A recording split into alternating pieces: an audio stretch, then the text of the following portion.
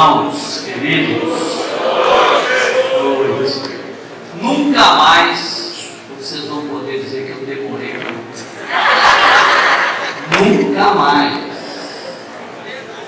10 dias. Desta vez. Ó, Desta vez. o Edmar, que eu estou fazendo um curso, uma preparação para passar 6 meses. Tá bom, agora ficou bom. Minha voz está mais parecida com a voz Que você tem. que eu escuto. Aleluia. Amados, queria compartilhar algo com vocês. Que quando eu vim na outra vez, recentemente, eu fiquei com algumas cargas no coração, com algumas coisas que, se eu tivesse tido mais tempo com vocês aqui, eu teria aproveitado. Ontem nós tivemos com os cooperadores, e eu acrescentei algo que estava no meu coração já, desde que eu estive aqui da outra vez, e hoje eu queria aproveitar esse tempo aqui de volta com vocês para falar sobre fidelidade na transmissão do ensino.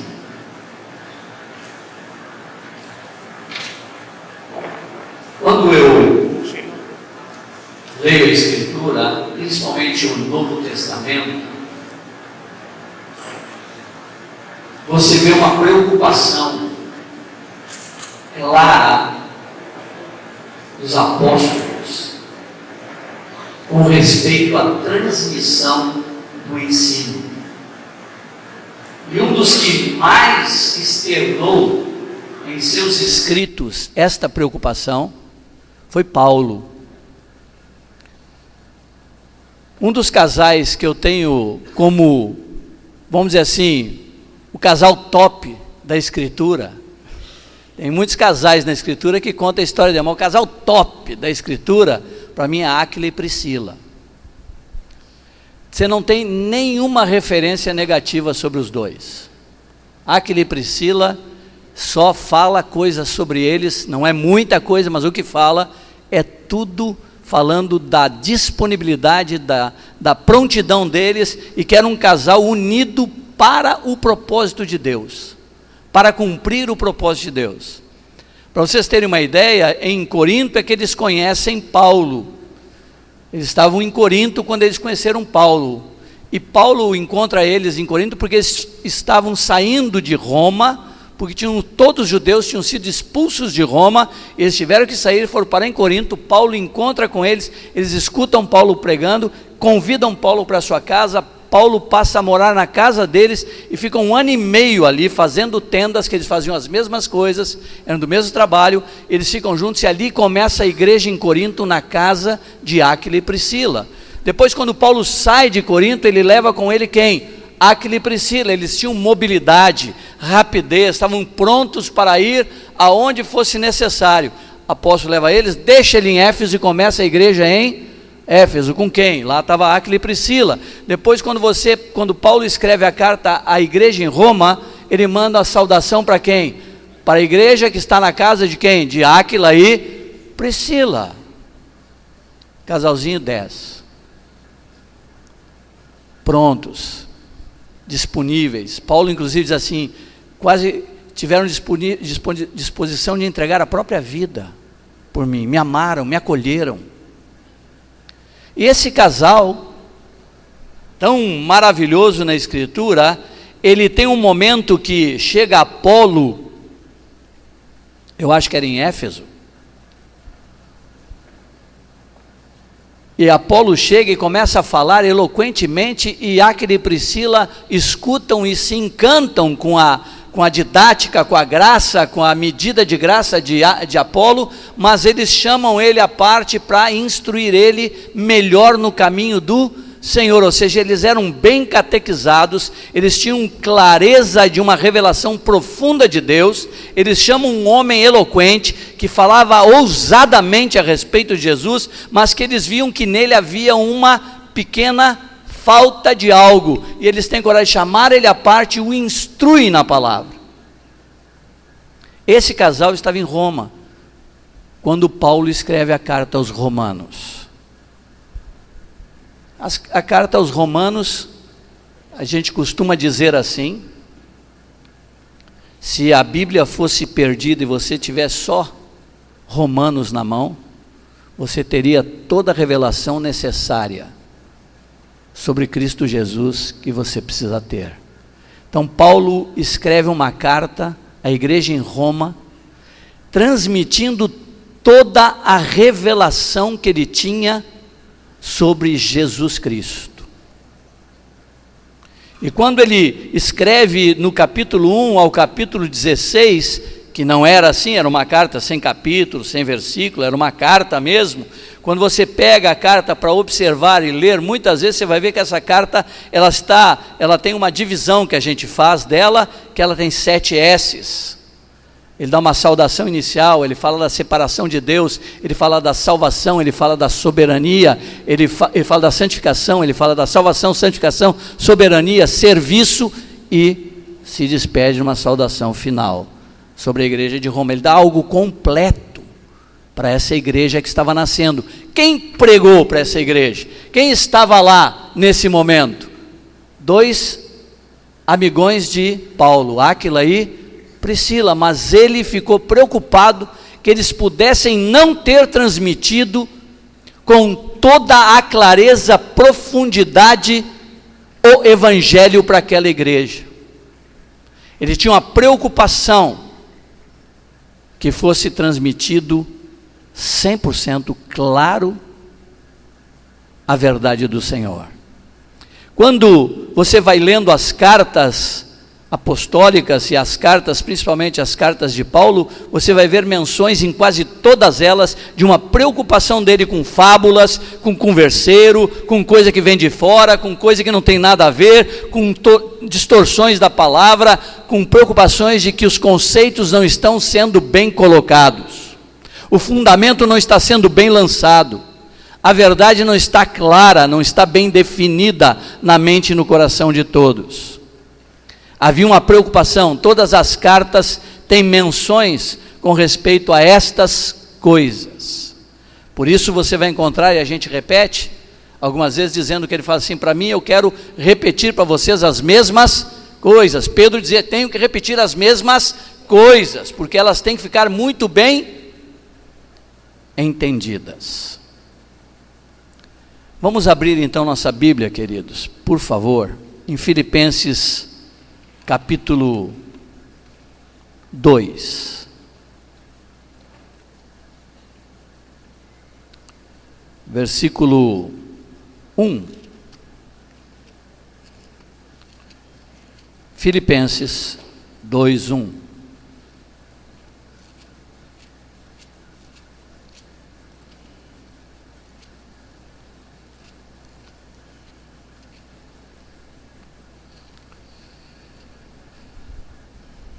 Uma carta, escrita entre 53 e 58 depois de Cristo, por Paulo, apóstolo aos Filipenses, a igreja em Filipos. Ele diz assim, se há pois alguma exortação em Cristo, alguma consolação de amor, alguma comunhão do Espírito, se há entranhados afetos e misericórdias, completai a minha alegria. Como? De modo que penseis a mesma coisa, tenhais o mesmo amor, sejais unidos de alma, tendo o mesmo sentimento. Nada façais por partidarismo ou vanglória, mas por humildade, considerando cada um os outros superiores a si mesmo. Não tenha cada um em vista o que é propriamente seu, senão também cada qual o que é dos outros. Quando eu li esse escrito de Paulo, inspirado pelo Espírito Santo, e ele fala, penseis a mesma coisa, tenhais o mesmo amor, sejais unidos de alma, tende o mesmo sentimento, ou seja, tem que pensar igual e tem que sentir igual. Eu digo, Senhor, isso é possível. Isso não é uma utopia, isso não é um escrito perfeito, mas que na prática é impossível? Todos que estão aqui hoje à noite, podemos pensar a mesma coisa e sentir a mesma coisa? Isso é possível? Porque quando você lê a Escritura, você tem que ler a palavra do Senhor da seguinte forma: isso tem que ser viável na vida diária. Porque não é um livro de uma história contada, é a palavra de Deus para fazer parte de nossa vida, para que vivamos. Então diz assim: completai a minha alegria, de modo que penseis a mesma coisa, tenhais o mesmo amor, sejais unidos de alma, tendo o mesmo sentimento. E em 1 Coríntios, capítulo 1, por favor, podemos abrir nossas Bíblias.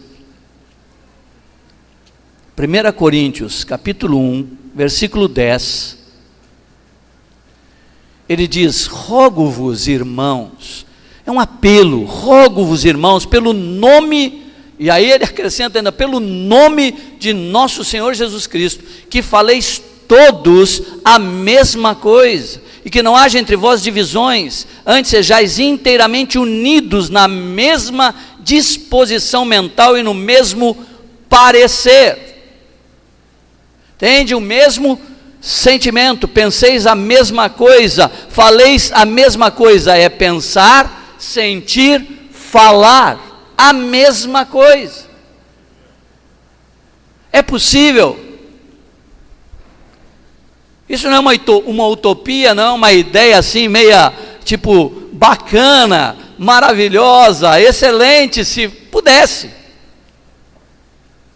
Ela é viável. Tantas mentes aqui, tantas histórias aqui.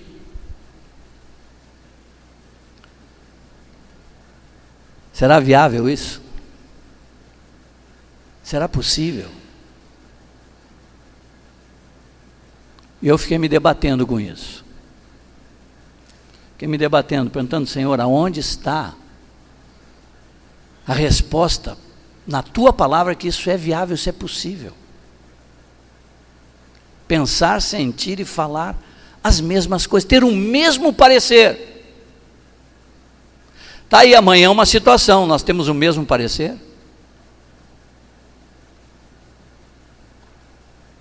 Amanhã tem uma situação no país, temos o mesmo parecer?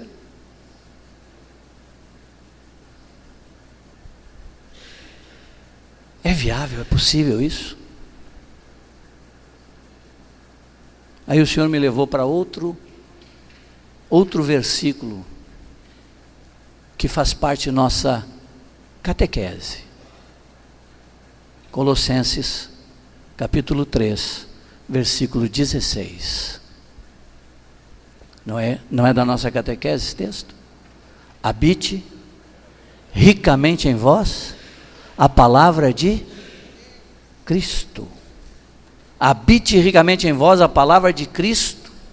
O que mais?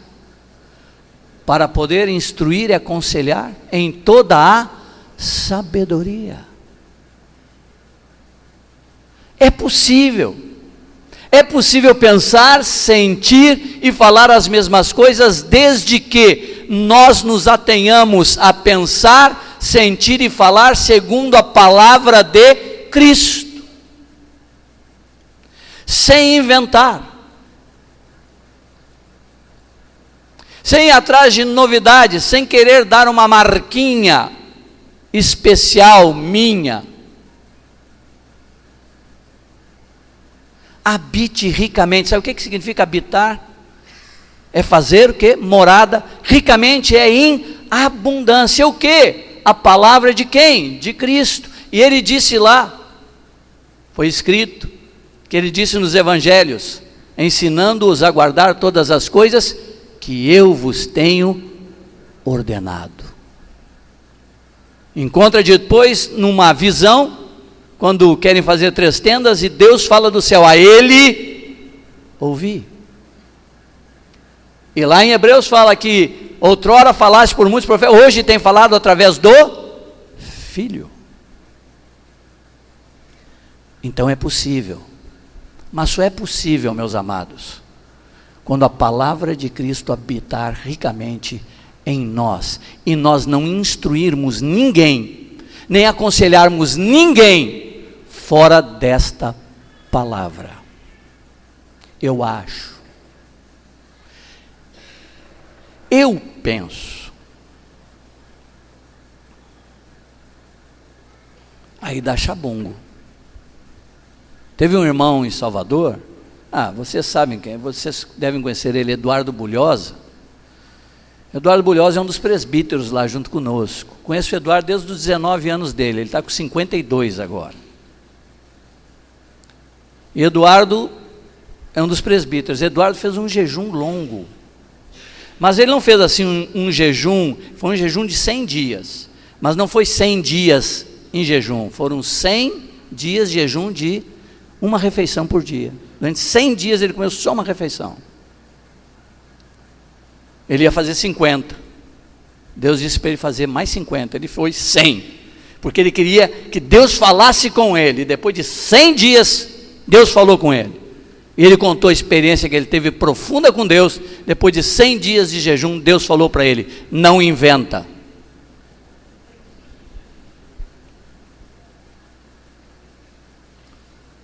Não inventa, meu filho.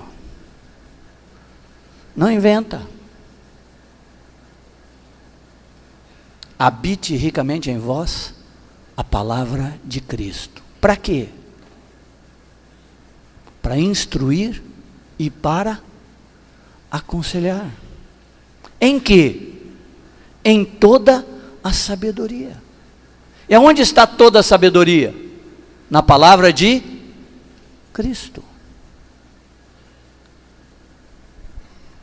Então a meditação na palavra, a memorização da palavra, você fazer com que ela habite ricamente em você, não só saber a palavra, mas ela ser vida em você, é onde você vai transmitir, é o que você tem que transmitir. E a preocupação apostólica é tão forte que eu quero ler alguns outros textos com vocês. Vocês me acompanhariam? Não são muitos, mas eu gostaria de calcar assim fortemente, mostrando que havia uma preocupação apostólica e ela não pode deixar de existir entre nós, essa preocupação. 2 Timóteo 2,2, os 3 patinhos. 2 Timóteo 2,2, texto conhecido.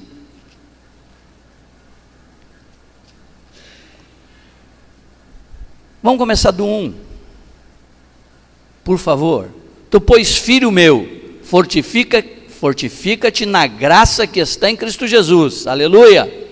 E o que de minha parte ouviste, através de muitas testemunhas, isso mesmo transmite a homens fiéis e também idôneos para instruir a outros. O que da minha parte ouviste, através de muitas testemunhas, isso mesmo, nem mais, nem menos, não inventa, isso mesmo transmite a homens fiéis e também idôneos para transmitir a outros. 2 Timóteo 1,13. É só virar a página, se é que não está na mesma página na Bíblia de vocês. Ele está escrevendo para Timóteo, um dos seus discípulos mais diretos, aquele que andava com ele, que ele disse assim: não tenho ninguém de igual caráter. No fim da vida ele diz assim: só tem um, só sobrou um nessa qualidade.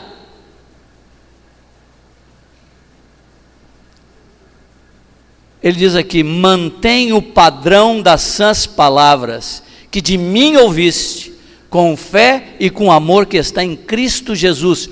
Guarda o bom depósito mediante o Espírito Santo que habita em nós. Mantém e guarda o padrão. Mantém o quê? O padrão. Qual o padrão? Das sãs palavras. Quais são as sãs palavras? Que ouvistes de mim, com fé e com amor que está em Cristo Jesus. Guarda o bom depósito, essas sãs palavras, este padrão, mantenha o padrão destas sãs palavras, guarda este bom depósito, mediante o Espírito Santo que habita em nós. Não inventa. Não sai do script. Não sai das sãs palavras.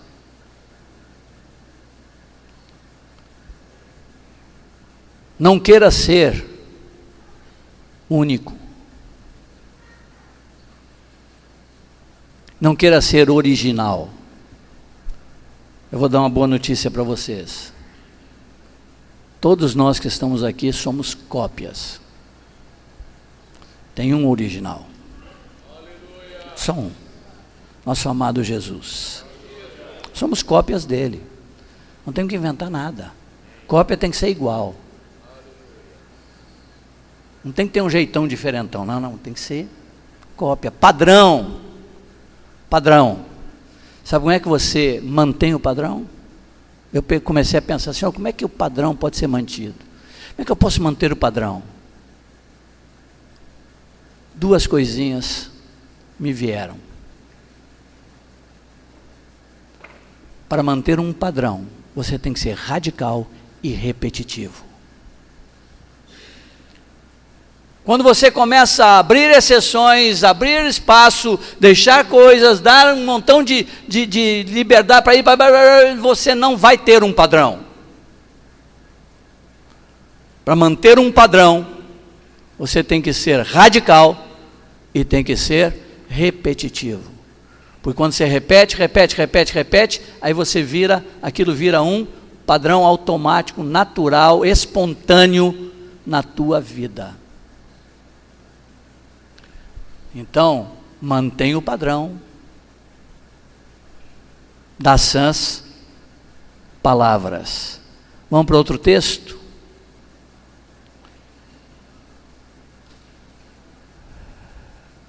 Segunda Timóteo 1,13 lemos, 2 Timóteo 3, 10 e 14. Tu, porém, tens seguido de perto o meu ensino. Não só o ensino, procedimento, não só o procedimento, propósito, não só o propósito, fé, não só fé, longanimidade, não só longanimidade, amor, não só o amor, perseverança. Tem seguido de perto, não inventa. Não inventa. Versículo 14. Tu, porém, permanece naquilo que aprendeste e de que foste inteirado, sabendo de quem o aprendeste.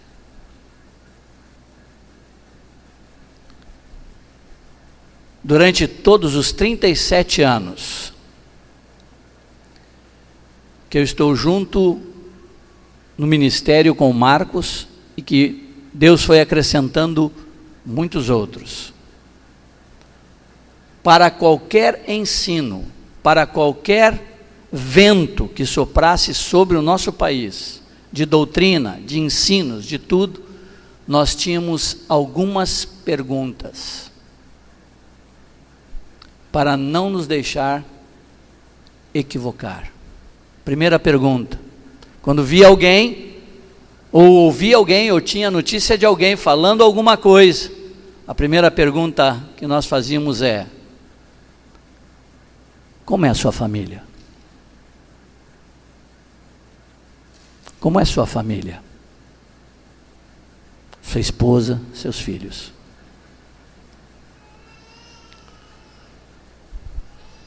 Segunda pergunta: a quem você se sujeita?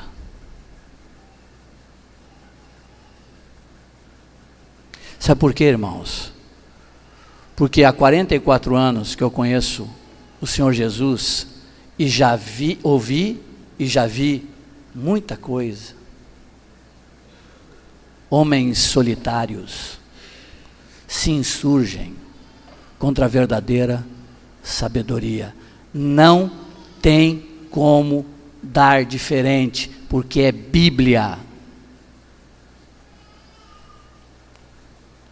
E eu vi ministérios fantásticos, homens fantásticos que abriam eu fui escutar alguns, e você era tomado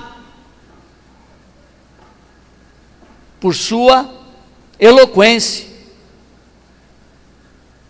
mas que hoje estão destruídos, porque nunca se submeteram a ninguém, nunca se deixaram corrigir, nunca se deixaram ajudar, porque Deus não dá tudo para um, Ele tem um corpo. O ministério é plural, para necessitarmos uns dos outros. Terceira pergunta que nós fazíamos e fazemos: está a tua família? A quem você submete? Terceira: onde está a igreja que você edificou?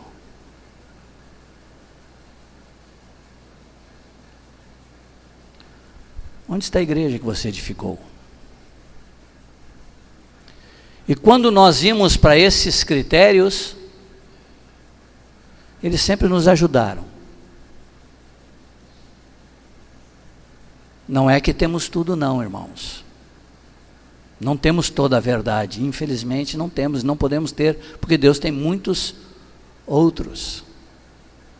Mas para nós recebermos, estas coisas continuam sendo verdade, porque isso é Bíblia.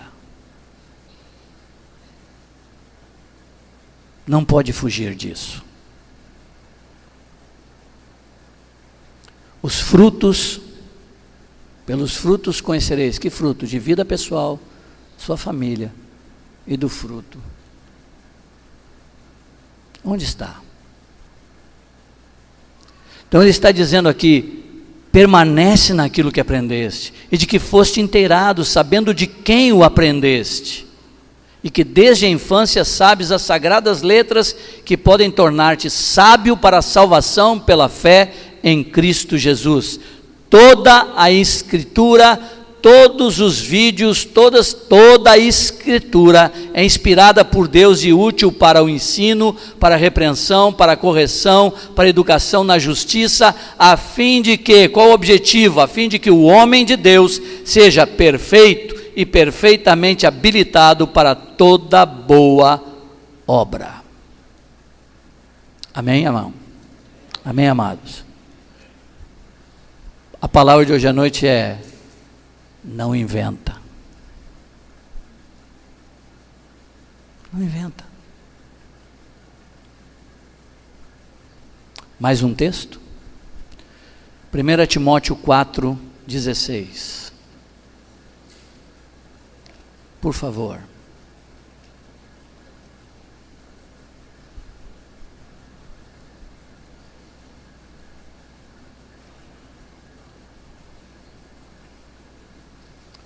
Tem cuidado de ti mesmo. E do quê? E da doutrina. Continua nesses deveres, porque fazendo assim, salvarás tanto a ti mesmo como aos teus ouvintes. Tem cuidado de ti mesmo e da doutrina. Mantenha o padrão das sãs palavras. Guarda o bom depósito. Aquilo que da minha parte você ouviu, através de muitas testemunhas, isto mesmo você transmite. Permanece nas palavras que aprendestes e ouvistes de mim, sabendo de quem você recebeu. Fundamental. Saber de quem. Se a sua vida é coerente com o seu discurso.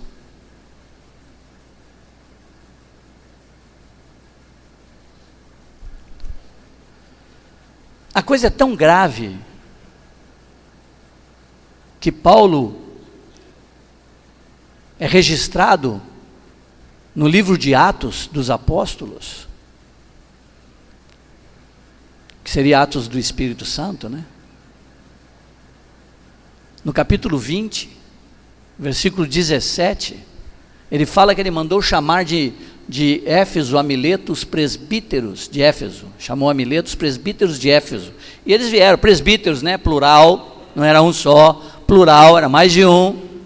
E eles chegam lá e ele começa a dar instruções porque ele está consciente que nunca mais os veria.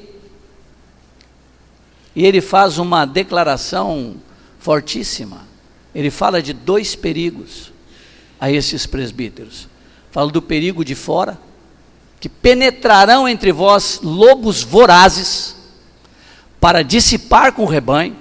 Fiquem atentos a esses lobos, não deixem eles penetrarem, mas o lobo é fácil de você discernir, né? Porque é difícil dele ser manso, né? Esse é um perigo de fora. Para mim, o perigo maior que ele está externando, se é na minha interpretação, é que ele disse: dentre vós mesmos se levantarão homens falando coisas pervertidas. Não eram homens pervertidos, mas falariam coisas pervertidas com respeito à verdade, e arrastariam os discípulos atrás deles.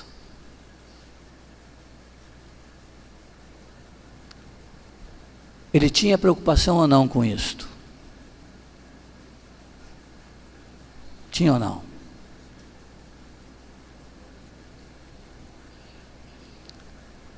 Não inventa. Permanece naquilo que aprendestes. Transmite exatamente aquilo que recebestes. Porque você sabe de quem recebeu.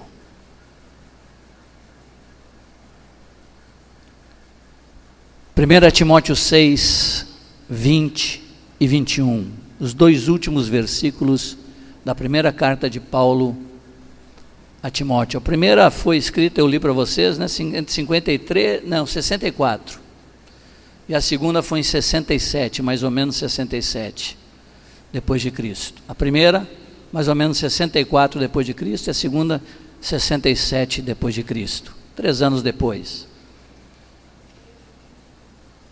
Oi? Quer que eu repita? 1 Timóteo, mais ou menos 63, o ano 63 depois de Cristo. E a segunda carta a Timóteo, mais ou menos no ano 67 depois de Cristo. Oi? Não, é o ano que foi escrita a carta, de 1 Timóteo e de 2 Timóteo. A referência que eu vou ler agora, desculpe. Tá bom, 6, 20 e 21. 1 Timóteo capítulo 6, versículo 20 e versículo 21. E tu, ó Timóteo, guarda o que te foi confiado, evitando os falatórios inúteis e profanos e as contradições do saber, como falsamente lhe chamam, pois alguns professando-o se desviaram da fé. A graça seja convosco. Guarda, não inventa. Você pode inclusive se desviar da fé.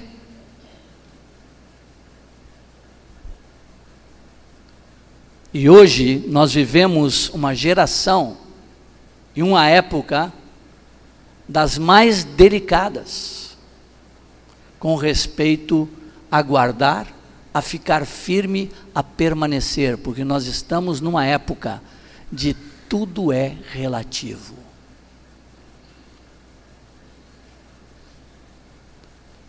O diabo se encarregou de trazer essas máximas na cabeça de todo mundo, de uma geração inteira, que tudo é relativo, relativizar tudo, nada é absoluto, para cada coisa tem várias interpretações, várias maneiras,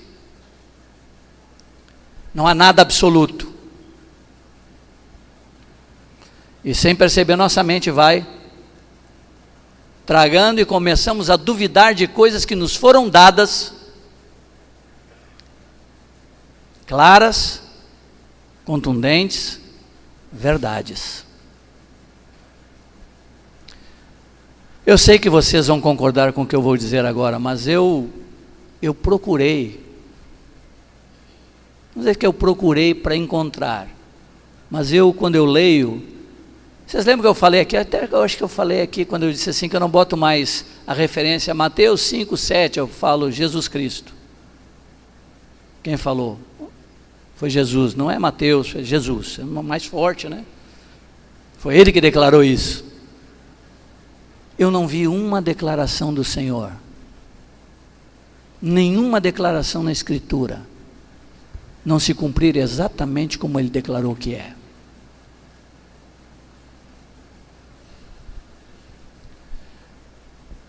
Eu não entendo de algumas coisas, mas se está na Escritura, eu vou seguir exatamente o que ela diz. A prosperidade, ela não é fruto de uma oração. Você bota a mão na cabeça do cara e diz que ele vai ser próspero e Deus vai fazer ele ser próspero. Prosperidade é fruto de uma obediência aos princípios do Senhor sobre a economia.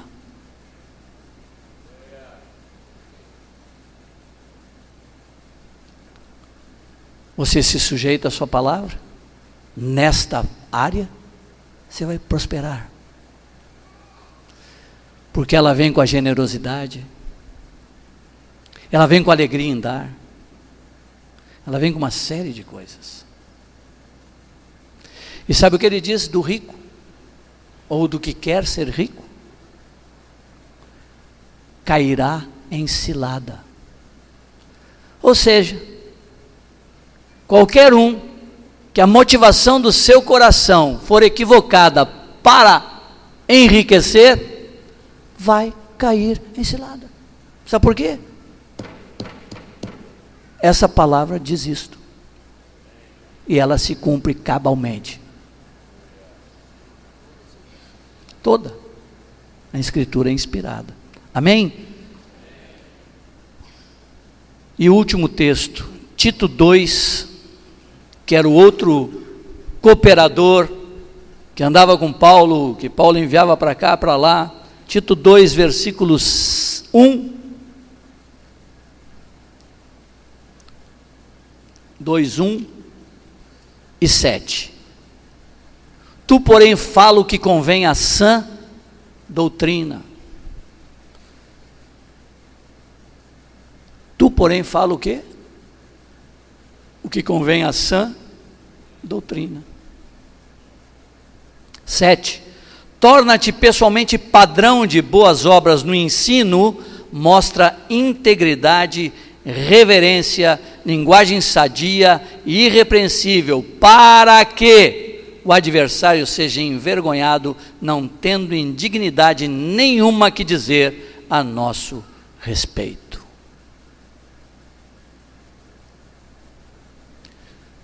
Dá para ver que havia uma preocupação com a comunicação e a transmissão do ensino, sim ou não? Estou inventando?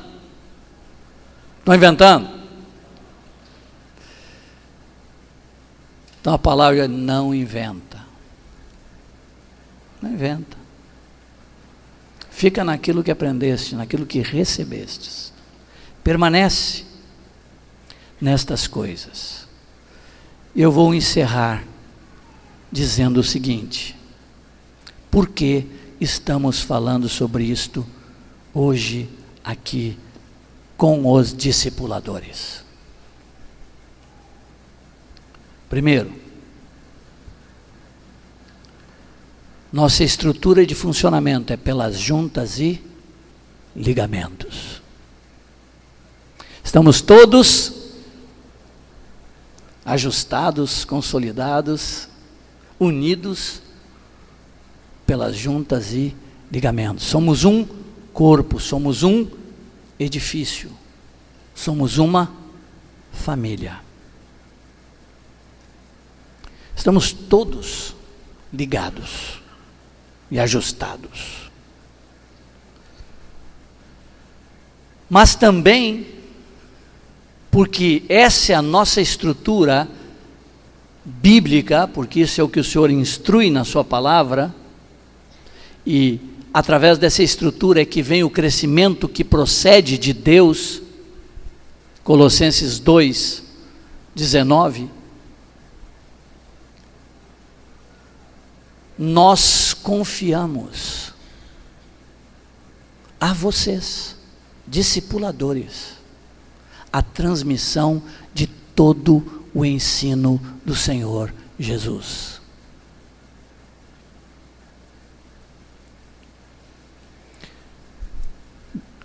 Quando é que vocês me viram a última vez?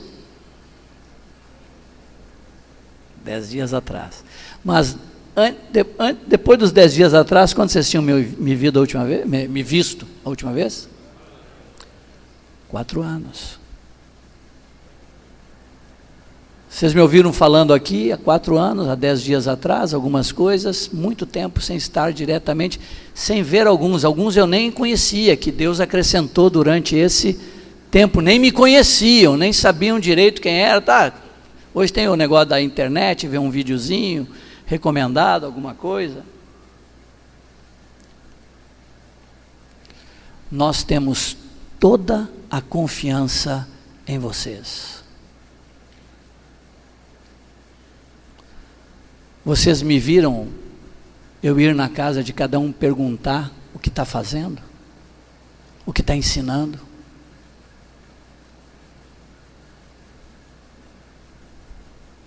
Temos toda a confiança. Vocês são responsáveis por transmitir aquilo que ouviram através de muitas testemunhas do que o presbitério, do que o apostolado ministra sobre vocês.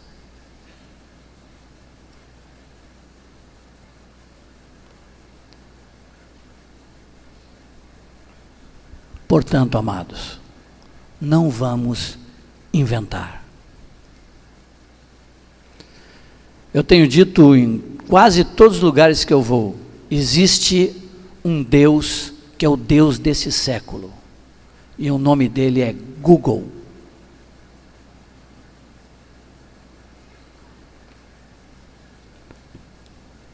Se substituiu essa palavra de meditar nela,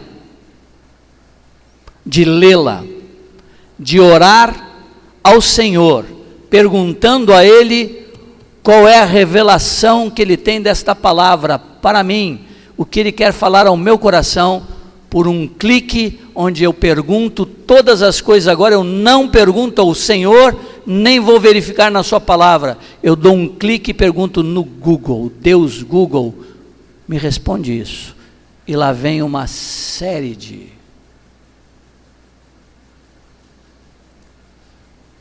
perdemos a simplicidade e a pureza devida a Cristo. Sabe com o que a serpente enganou a Eva? Diz que a serpente enganou a Eva. Sabe com o quê? Conhecimento. Come dessa árvore do conhecimento do bem e do mal, então tu vai saber tudo. Você não vai mais precisar depender de Deus. Você não precisa mais disso, você tem Google. Eu queria saber o que fala desse versículo. Google, o que fala desse versículo? 509 ministrações diferentes.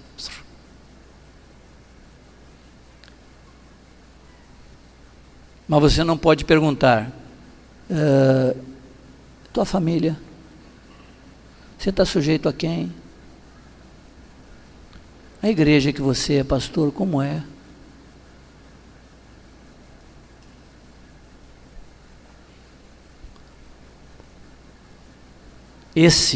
Essa busca, esse engano que pode acontecer, ele vem através de que você começa a dizer, se entre nós, a expressão que nós usamos quando ouvimos uma palavra dita aqui, daqueles que você conhece a vida, se quando termina de pregar, você assim, boa palavra, a palavra hoje foi boa, nós já estamos perdidos.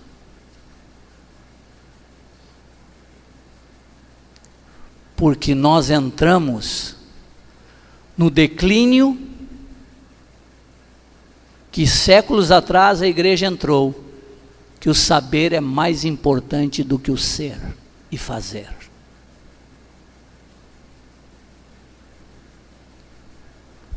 Enganou Eva, oferecendo conhecimento. Qual é a simplicidade de Cristo? Ele instruiu através da repetição. E a apostila que a gente tem, algumas apostilas, a gente fala assim, que não queiramos ser podemos até ser uma girafa, mas é bom ser o quê? Cordeiro, tem que comer a grama que está no chão. A girafa pode baixar o pescoço, o cordeirinho não pode subir lá na árvore para pegar. Então, falávamos isso e vamos repetir poucas coisas bem aprendidas, bem praticadas, bem transmitidas, mas com o tempo passando, não serve mais poucas coisas, já não serve mais elas serem bem vividas, elas já são assim, fome e sede de coisas, e vai perdendo a simplicidade de uma ovelha, de um cordeiro. E vai virando girafa. Esses dias eu estava num lugar conturbado por estas coisas, por ventos de doutrinas. Uma das piores situações que eu enfrentei com a igreja, uma igreja conturbada. Eu não sabia se o irmão que estava vindo na minha direção e me beijar ou me dar um tapa. Estou brincando não. Tamanho era o transtorno que foi causado por vento de doutrina, de homens. Vieram me enfrentar, me falar duro diante dos irmãos. E uma das coisas que me perguntaram foi: qual é o conceito que você, Mário, tem sobre graça? Assim, o tom foi este, de uma irmã, num grupo grande de irmãos. Qual o conceito que você tem de graça?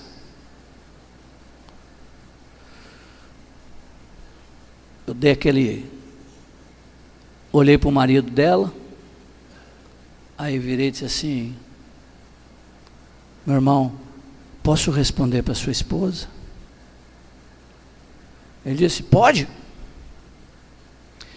Eu disse: nesta pergunta, eu comecei a responder a tua pergunta. Mas eu vou dizer um pouquinho mais. Graça não é um conceito. Graça é uma pessoa. Ele veio cheio de graça e de verdade. Não é um conceito. É uma vida, é uma pessoa que habita em mim. Depois outra me perguntou: o que você pensa sobre Calvino e Armínio? Eu disse: são pastores aonde eles? Ela disse: não, Calvino e Armínio.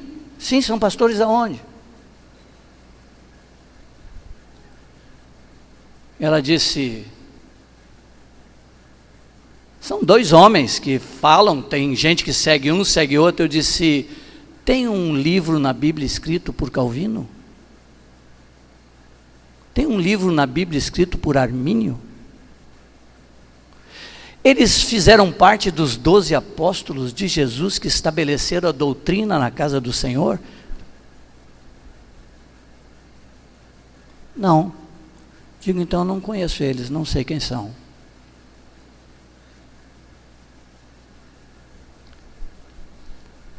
Quando você entra nesses arrobos, é estratégia de Satanás para roubar da igreja a vida prática, a vida que o Senhor quer nos ensinar. Simples. Amém, amados? Palavra de ordem hoje é não inventa. Vamos nos manter nessa simplicidade do Senhor. Nós confiamos em cada um que está aqui. que é fiel e idôneo. Fiel porque guarda o bom depósito e transmite exatamente o que guardou. E idôneo porque tem capacitação de Deus para comunicar a outros. Amém? Vocês todos são preciosos e nós cremos que são todos fiéis e idôneos na transmissão da verdade que vocês têm recebido. Amém, queridos? Vamos dar um minuto para o Espírito Santo? Vamos orar um pouquinho? Aí, você e ele. Obrigado, Senhor, por Tua palavra. Obrigado porque Tua palavra não nos deixa confundidos. Obrigado, Senhor, porque Tu tens repetido as mesmas coisas ao nosso espírito. Por pura bondade e misericórdia, nos dando a oportunidade de comparar aquilo que nós estamos ouvindo com aquilo que nós estamos fazendo. Livra-nos, Senhor, de entrar no caminho de Eva, de abandonarmos a simplicidade e a pureza devida a Cristo, Senhor. Livra-nos de irmos além do que está escrito, porque nada podemos contra a verdade, senão pela verdade, Senhor. Que Tua palavra seja para nós suficiente, nossa única fonte de informação, Senhor. Obrigado, Senhor, por nos lembrar.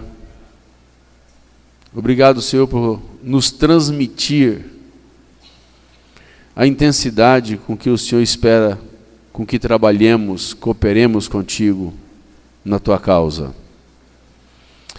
Obrigado porque no Teu reino o Senhor coloca os parâmetros para que andemos nele, Senhor. E para nós isso é suficiente. Corrija-nos, ajuda-nos, faça-nos olhar firmemente para Jesus, o autor e consumador da fé, nosso modelo de obreiro, o único obreiro que satisfez plenamente ao Pai. Que queiramos imitá-lo, olhar a forma que Ele fez e aquilo que Ele nos mandou fazer. Olharmos para os apóstolos, Senhor, para a doutrina dos apóstolos.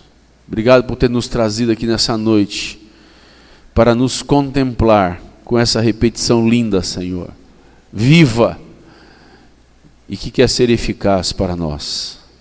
Muito obrigado, Senhor, por esse tempo tão precioso com os nossos irmãos. Obrigado por cada irmão que tem se disposto nas Tuas mãos para servir ao Teu rebanho, para tornar-se modelo, padrão para os fiéis. Obrigado, Senhor, pela disposição. Obrigado porque o Senhor tem resgatado entre nós a alegria de ser padrão, Senhor. A alegria de querer ser semelhante a Jesus, olhar para o Filho de Deus e querer imitá-lo, Senhor. E assim os mais novos olharão para nosso amor a Cristo e vão querer seguir esse exemplo. Obrigado por resgatar essas coisas nobres entre nós. Muito obrigado, Senhor. Obrigado, Senhor, muito obrigado, Senhor. Muito obrigado. Queremos valorizar o ser e fazer muito mais do que apenas o saber. Queremos valorizar aqueles que têm buscado ser e fazer entre nós, Senhor. Olhar, Pai, com alegria, livrando-nos, Senhor, das coisas que são aparentes e falsas, e nos apegando às coisas que são verdadeiras, que são práticas e diárias, Senhor. Sermos, ó Deus, modelo para o rebanho, Senhor, padrão para os fiéis, conforme a recomendação a Timóteo e a Tito, Senhor, no nome de Jesus. Aleluias.